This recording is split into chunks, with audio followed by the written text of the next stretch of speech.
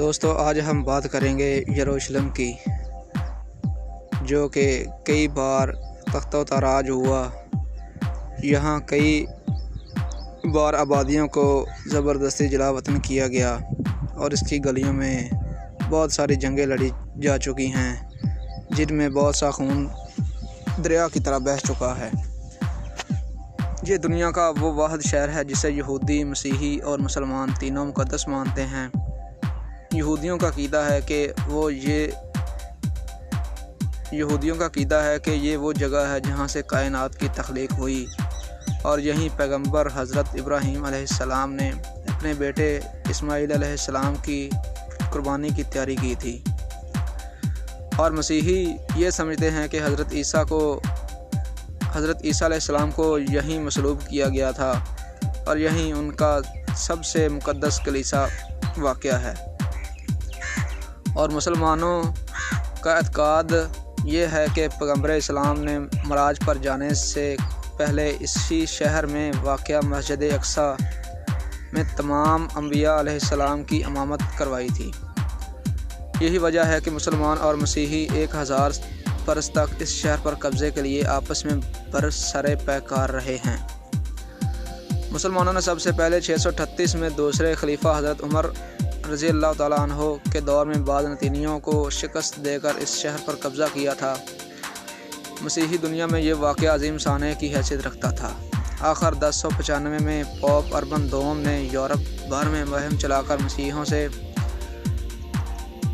Appeal کی کہ وہ یروشلم کو مسلمانوں سے آزاد کروانے کے لیے فوجیں اکٹھی کریں۔ نتیجتاً 1099 میں عوام، امراء اور بادشاہوں کی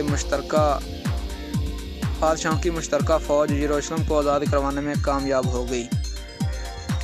یہ پہلی صلیبی جنگ تھی، تاہم اکثر فوجی جلد ہی واپس اپنے وطن سے صدار گئے اور بالآخر سلطان صلاح الدین ایوبی 90 برس بعد شہر کو آزاد کروانے میں کامیاب ہو گئے۔ ایک بار پھر یورپ میں بے چینی پھیل گئی اور یکے بعد دیگر 4 مزید صلیبی جنگیں لڑی گئیں، لیکن وہ یروشلم سے مسلمانوں کو بے دخل کرنے میں ناکام رہیں۔ البتہ 1229 میں مملوک حکمران الکامل نے بغیر لڑے یروشلم کو فریڈرک دوم کے حوالے کر دیا، لیکن صرف 15 برس بعد خوارزمیہ نے ایک بار پھر شہر پر قبضہ کر لیا، جس کے بعد اگلے 673 برس تک یہ شہر مسلمانوں کے قبضے میں رہا۔ 1517 سے 1917 تک یہ شہر عثمانی سلطنت کا حصہ رہا اور عثمانی سلاطین نے شہر کے انتظام اور نظام کی طرف خاصی توجہ کی۔ انہوں نے شہر کے گرد دیوار تعمیر کی، سڑکیں بنائیں اور 1892 میں یہاں ڈاک کا نظام قائم کیا، جبکہ ریلوے لائن بچھا دی گئی۔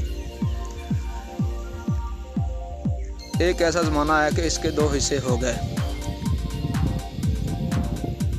قبضے کے بعد جنرل ایلن بی کے قبضے کے بعد شہر 3 دہائیوں تک برطانوی سلطنت میں شامل رہا اور اس دوران یہاں دنیا بھر سے یہودی آ کر آباد ہونے لگے۔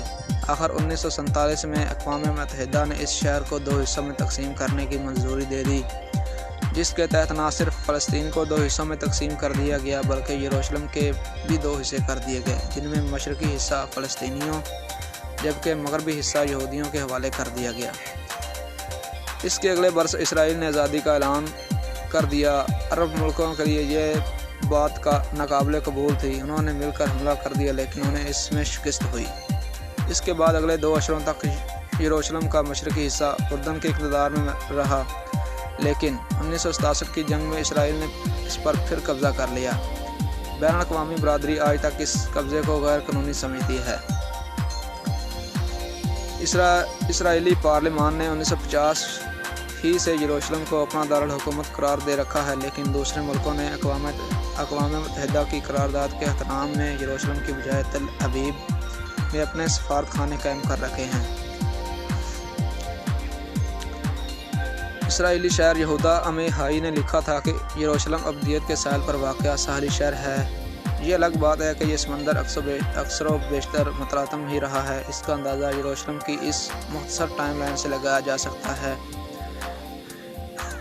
اس ٹائم لائن سے اندازہ لگایا جا سکتا ہے کہ یروشلم میں متعدد بار کئی لڑائیاں ہوئیں اور کئی بار اس میں خون کی ندیاں بہا دی گئیں۔ 5000 قبل مسیح ماہرین آثار قدیمہ کے مطابق 7000 سال قبل بھی یروشلم میں انسانی آبادی موجود تھی۔ اس طرح یہ دنیا کے قدیم ترین شہروں میں سے ایک ہے۔ 1000 قبل مسیح پیغمبر حضرت داؤد نے شہر فتح کر کے اسے اپنی سلطنت کا دارالحکومت بنا لیا۔ 960 قبل مسیح حضرت داؤد علیہ السلام کے بیٹے پیغمبر حضرت سلیمان نے یروشلم میں معبد تعمیر کروایا جسے ہیکل سلیمانی کہا جاتا ہے۔ 589 قبل مسیح بخت نصر نے شہر کو تاراج کیا اور یہودیوں کو ملک بدر کر دیا۔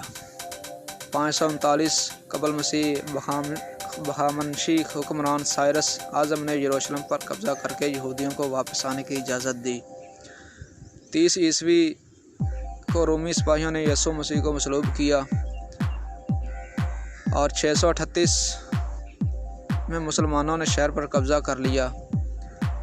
اس کے بعد 691 میں اموی حکمران عبد الملک نے قبۃ الصخرہ ڈوم آف دی راک تعمیر کروایا۔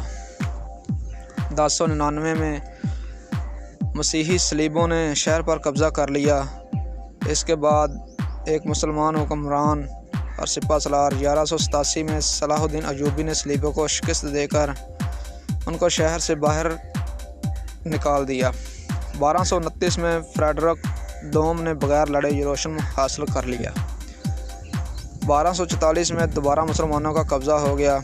1517 میں سلطان سلیم اول نے یروشلم کو عثمانی سلطنت میں شامل کر لیا۔ اس کے بعد 1917 میں انگریز جنرل ایلن بی عثمانیوں کو شکست دے کر شہر میں داخل ہو گیا۔ اس کے بعد 1947 میں اقوام متحدہ نے شہر کو فلسطینی اور یہودی حصوں میں تقسیم کر دیا۔ 1948 میں اسرائیل کا اعلان آزادی، شہر اسرائیل اور اردن میں تقسیم ہو گیا۔